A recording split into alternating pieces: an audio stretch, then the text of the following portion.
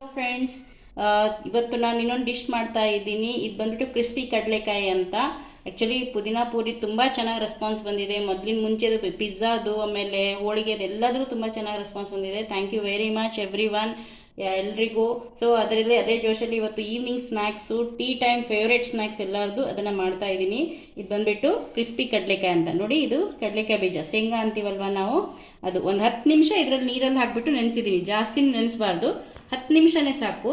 ಅದಕ್ಕೆ ಕೋಟಿಂಗ್ ಏನೇನು ಬೇಕು ಅಂತ ತೋರಿಸ್ತೀನಿ ನೋಡಿ. ಇವಾಗ ನೋಡಿ, ಅದಕ್ಕೋಸ್ಕರ ಈ 1 ಕಪ್ಪು ನಾನು ಶೇಂಗಾ ತೊಗೊಂಡಿದ್ದೀನಿ, ಶೇಂಗಾ ಬೀಜ ಸ್ಟೀಲ್ ಕಪ್ಪಷ್ಟು. ಸೊ ಅದ್ರಗೋಸ್ಕರ ಒಂದು 3/4 ಕಪ್ಪಷ್ಟು ಕಡಲೆ ಹಿಟ್ಟು ತೊಗೊಂಡಿದ್ದೀನಿ. ಅದಕ್ಕೆ 1/4 ಕಪ್ಪಷ್ಟು, 1/4 ಕಪ್ಪು ಇಲ್ಲ, ಇನ್ನೂ ಕಮ್ಮಿ, 2 ಚಮಚ 2 ಸ್ಪೂನು ಅಕ್ಕಿ ಹಿಟ್ಟು ಹಾಕ್ತಾಯಿದ್ದೀನಿ. ಯಾಕಂದರೆ ಸ್ವಲ್ಪ ಕ್ರಿಸ್ಪಿ ಬರೋಕ್ಕೆ ಅಕ್ಕಿ ಹಿಟ್ಟು ಹಾಕ್ತಾಯಿದ್ದೀನಿ.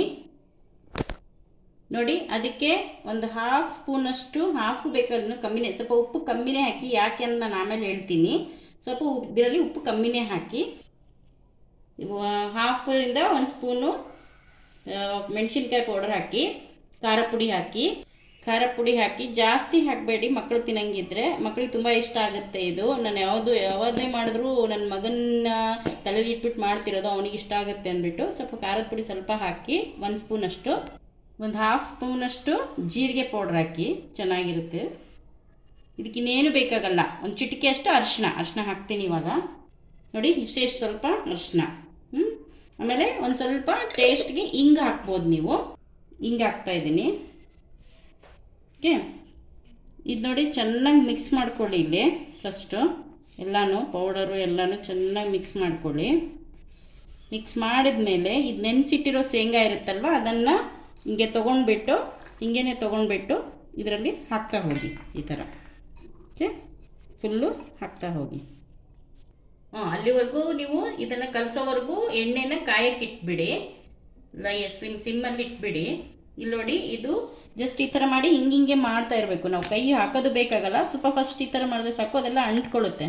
ಶೇಂಗಾ ಎಲ್ಲ ಹಸಿ ಇರುತ್ತಲ್ವ, ಸೊ ಚೆನ್ನಾಗಿ ಅದಕ್ಕೆ ಕೋಟ್ ಆಗುತ್ತೆ ಇದೆಲ್ಲ. ನೋಡಿ, ಈ ಥರ ಎಲ್ಲ ಕೋಟ್ ಆಗಿದೆ. ನಿಮ್ಗೆ ಇನ್ನೊಂದು ಸ್ವಲ್ಪ ಬೇಕು ಅಂದರೆ ಹಿಟ್ಟು ತುಂಬ ಕಮ್ಮಿ ಹಿಡಿಯುತ್ತೆ ಅದಕ್ಕೆ.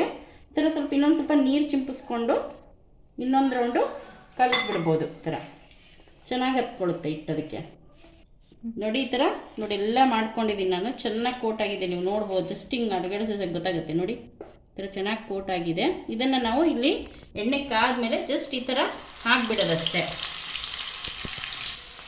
ನೋಡಿ, ಈ ಥರ ಮೀಡಿಯಮಲ್ಲಿ ಇಟ್ಟೆ ಕರಿಬೇಕಿದು. ಜಾಸ್ತಿ ಹೈಯಲ್ಲಿ ಇಟ್ಟರೆ ಮೇಲೆ ಮಾತ್ರ ಸೀದೋಗುತ್ತೆ ಹಿಟ್ಟು, ಒಳಗಡೆ ಚೆನ್ನಾಗಿ ಕಡಲೆಕಾಯಿ ಬೀಜ ಬೇಯ್ದಿರಲ್ಲ.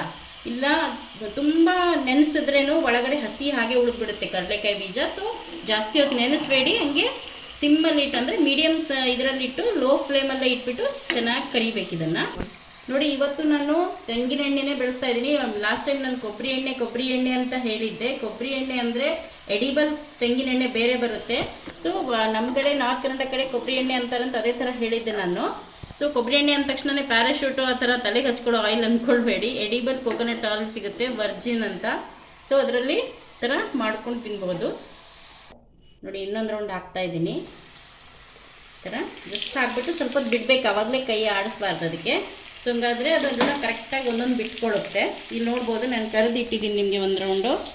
ಸೊ ನೋಡಿ, ಪೀನಟ್ ಶೇಂಗಾ ಬೀಜ ಎಲ್ರಿಗೂ ಗೊತ್ತು, ಹೈ ಪ್ರೋಟೀನ್ ಇರುವಂಥ ಫುಡ್ಡು, ಒಳ್ಳೆ ಸ್ನ್ಯಾಕು ಪ್ರೋಟೀನ್ಗೆ. ಈವ್ನಿಂಗ್ ಸ್ನ್ಯಾಕ್ ತುಂಬ ಚೆನ್ನಾಗಿರುತ್ತೆ. ನೋಡಿ, ಎಲ್ಲ ಕರ್ಬಿಟ್ಟು ಆಗಿದೆ.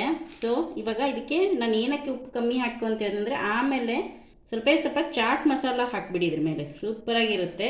ಚಾಟ್ ಮಸಾಲಲ್ಲೂ ಉಪ್ಪಿರುತ್ತೆ ಅಂತ ಹೇಳ್ಬಿಟ್ಟು ನಾನು ಅದಕ್ಕೆ ಹಿಟ್ಟಲ್ಲಿ ಕಮ್ಮಿ ಹಾಕು ಅಂತ ಹೇಳಿದ್ದೀನಿ. ನೋಡಿ, ಚಾಟ್ ಮಸಾಲ ಮೇಲೆ ಹಾಕಿಬಿಟ್ಟು ಚೆನ್ನಾಗಿ ಮಿಕ್ಸ್ ಮಾಡಿ ಈ ಥರ.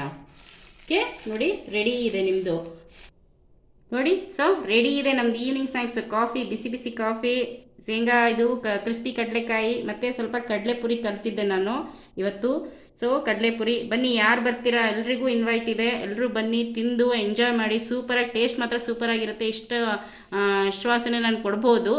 ಕ್ರಿಸ್ಪಿನೂ ಆಗಿದೆ, ನೀವು ಕೇಳ್ಬೋದು ಸೌಂಡು.